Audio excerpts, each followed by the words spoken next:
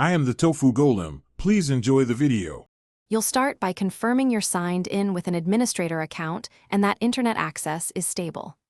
Open Device Manager, locate the problematic device, and note the exact name and any error code shown. This tells you which driver is needed.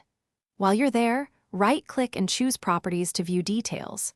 Once done, go to the hardware maker's support page and download the driver that matches your Windows edition. Make sure to pick 32-bit versus 64-bit correctly. Now uninstall the faulty driver from Device Manager. Check Delete Driver Software when prompted to remove corrupted files. Reboot if Windows suggests it. After reboot, run the downloaded installer as administrator or use Update Driver, right arrow browse My Computer to point to the driver folder. If Windows blocks an unsigned driver, you may choose Run Anyway or temporarily enable test signing to allow installation.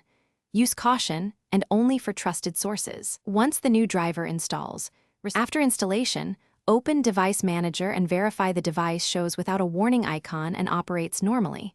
Test the hardware now. Make sure to run Windows Update and the vendor's updater to catch firmware tweaks or hotfixes that improve stability.